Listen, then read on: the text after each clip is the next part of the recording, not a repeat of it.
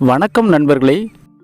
இன்று உவரி புனித அந்தோணியார் திருத்தலத்திற்கு நாம் பயணம் செய்ய போகிறோம். இந்த வீடியோவை நீங்கள் முழுமையாக பார்த்தால் வெறும் 8 நிமிடத்தில் உவரி புனித அந்தோணியார் திருத்தலத்திற்கு நேரடியாக சென்ற அனுபவத்தையும் டிஜிட்டல் வடிவில் புனித அந்தோணியாருடைய அருளையும் பெற்ற அனுபவம் உங்களுக்கு கண்டிப்பாக கிடைக்கும். திசையன் விலையிலிருந்து 8 கிலோமீட்டர் தொலைவில் உள்ள உவரி புனித அந்தோணியார் திருத்தலம் அரசாங்க வரைபடத்தில் திருநெல்வேலி மாவட்டத்தையும் கிறிஸ்தவ வரைபடத்தில் தூத்துக்குடி மறை மாவட்டத்தையும் சேர்ந்தது. திருச்செந்தூர் கன்னியாகுமரி கிழக்கு கடற்கரை சாலையில் திருச்செந்தூரிலிருந்து 41 கிலோமீட்டர் தூரத்திலும் கன்னியாகுமரியிலிருந்து 51 கிலோமீட்டர் தூரத்திலும் இந்த உவரி அந்தோணியார் திருத்தலம் அமைந்துள்ளது. திருச்செந்தூர், தூத்துக்குடி, கன்னியாகுமரி, நாகர்கோவில், திசையன் விளை, திருநெல்வேலி ஆகிய பகுதிகளிலிருந்து உவரிக்கு பேருந்து வசதி உள்ளது. இந்த திருத்தலத்தின் கூகுள் மேப் லொக்கேஷன் டிஸ்கிரிப்ஷன் பாக்ஸில் வச்சுருக்கேன். சொந்த வாகனங்களில் இந்த திருத்தலத்திற்கு வருபவர்கள் அதை பயன்படுத்தி கொள்ளலாம். இந்த திருத்தலத்திற்கு ரயில் மூலம் வருபவர்கள் திருநெல்வேலி, திருச்செந்தூர், நாகர்கோவில் ஆகிய ரயில் நிலையங்களில் ஏதாவது ஒன்றில் இறங்கி அங்கிருந்து பேருந்து மூலம் உவரி புனித அந்தோணியார் திருத்தலத்தை நாம் அடைய வேண்டும். இந்த ஊரில் மிகவும் புகழ்பெற்ற மற்றொரு கத்தோலிக்க தேவாலயமான கப்பல் மாதா என்று அழைக்கப்படும் செல்வமாதா ஆலயத்திற்கு உங்களை நேரடியாக அழைத்துச் செல்லும் ஒரு வீடியோவும் நம்முடைய சேனலில் பதிவிடப்பட்டுள்ளது. அதற்கான லிங்க்கும் இந்த வீடியோவின் டிஸ்கிரிப்ஷன் பாக்ஸில் இருக்குது. மறக்காம அதையும் பாருங்க. பண்டைய காலத்தில் ஒபீர் என்ற பெயருடன் வாணிபத்தில் மிகவும் புகழ்பெற்று விளங்கிய ஒரு துறைமுக பட்டணமே இன்று உவரி என்று அழைக்கப்படுகிறது. நன்னா கழியாத நற்றவரான நம் புனித அந்தோணியாரின் திருத்தலத்தின் வழியாக இந்த ஊருக்கு தென்பதுவை என்ற சிறப்பு பெயரும் கிடைத்துள்ளது. வங்காள விரிகுடா கடலையொட்டி குடியிருக்கும் புனித அந்தோணியாரை காண தென் மாவட்ட மக்கள் ஜாதி மதம் பாராமல் இந்த உவரியில் வந்து கூடுகின்றனர். மேலும் கேரளாவிலிருந்தும் பல மக்கள் இந்த திருத்தலத்தை நாடி வருகிறார்கள். புனித அந்தோணியாருக்கு விசேஷ வணக்கம் செய்யும் நாளான செவ்வாய்க்கிழமை மட்டுமல்லாது வார நாட்கள் அனைத்திலும் திருப்பயணிகள் இந்த ஆலயத்திற்கு வந்து செல்கிறார்கள். சுமார் 450 ஆண்டுகளுக்கு முன் இந்த உவரி கடல் பகுதியில் சென்று கொண்டிருந்த ஒரு போர்த்துகீசிய கப்பலில் பயணம் செய்த பயணிகளுக்கு திடீரென காலரா நோய் ஏற்பட்டது. அந்த பயணிகள் செய்வதறியாது திகைத்தனர். அந்த கப்பலில் பயணம் செய்து கொண்டிருந்த ஒரு தச்சர் செய்து வைத்திருந்த புனித அந்தோணியாருடைய சிறுவத்தை வணக்கம் செய்து தங்களை காப்பாற்றுமாறு வேண்டினர். புனித அந்தோணியாருடைய உதவியினால் காலரா நோய் குணமாக அந்த கப்பலும் கரைக்கு திரும்பியது. குணமான அந்த பயணிகள் குடிசையினால் ஒரு கூடாரம் அமைத்து புனித அந்தோணியாருடைய சுரூபத்தை அதில் வைத்துவிட்டு சென்றனர். அன்று முதல் குடிசையிலிருந்து பல மக்களுக்கு அற்புதம் செய்த புனித அந்தோணியாருக்கு 1945ஆம் ஆண்டு ஒரு கோவில் கட்டப்பட்டது. அன்றிலிருந்து இன்று வரை இந்த திருத்தலத்தில் ஏராளமான புதுமைகள் புனித அந்தோணியாருடைய பரிந்துரையால் நடந்து வருகிறது. நான் கடந்த 2 ஆண்டுகளுக்கு முன்பாக இந்த உவரி திருத்தலத்தை பற்றி நம்முடைய சேனலில் ஒரு வீடியோ பதிவிட்டிருந்தேன்.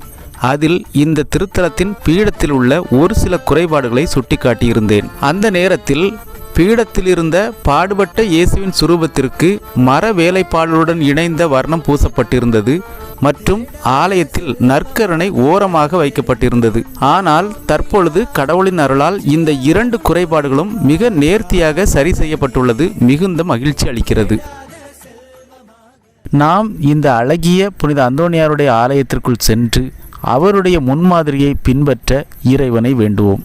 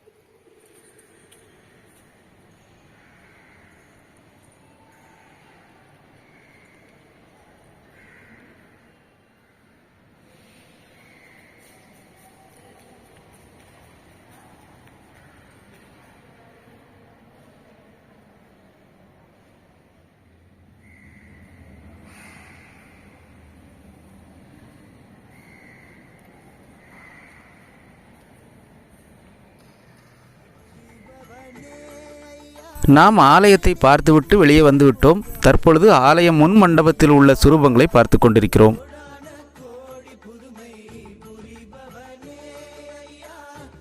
தற்பொழுது ஆலயத்தின் அருகில் உள்ள மண்டபத்தை நாம் பார்த்து கொண்டிருக்கிறோம்.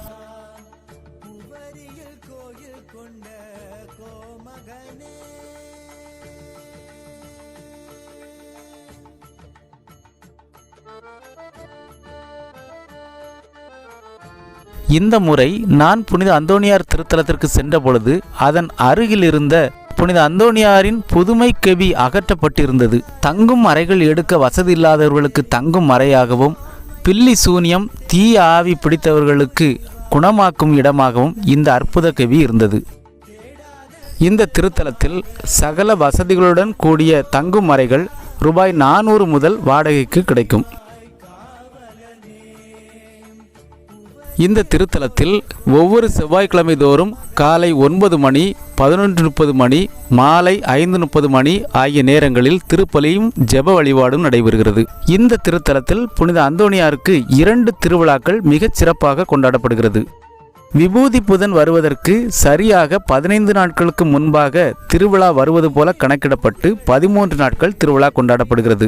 அது மட்டுமின்றி ஜூன் மாதம் 1ஆம் தேதி முதல் ஜூன் மாதம் 13ஆம் தேதி வரை புனித அந்தோணியாருடைய திருவிழாவும் மிகச் சிறப்பாக கொண்டாடப்படுகிறது.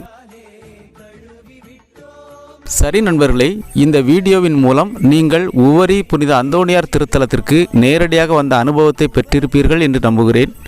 இந்த வீடியோ உங்களுக்கு பிடிச்சிருந்தா ஒரு லைக் போடுங்க, உங்கள் நண்பர்களுக்கும் ஷேர் பண்ணுங்கள், மறக்காமல் நம்ம சேனலை சப்ஸ்கிரைப் பண்ணுங்கள். இதே போல் பல திருத்தலங்களுக்கும் ஆலயங்களுக்கும் உங்களை நேரடியாக அழைத்து செல்லும் பல வீடியோக்கள் நம்முடைய கத்தோலிக் கிறிஸ்டியன் டிவி சேனலில் உள்ளன. மறக்காமல் அதையும் பாருங்கள். மேலும் மற்றொரு திருத்தலத்தில் நாம் சந்திப்போம். நன்றி நண்பர்களே.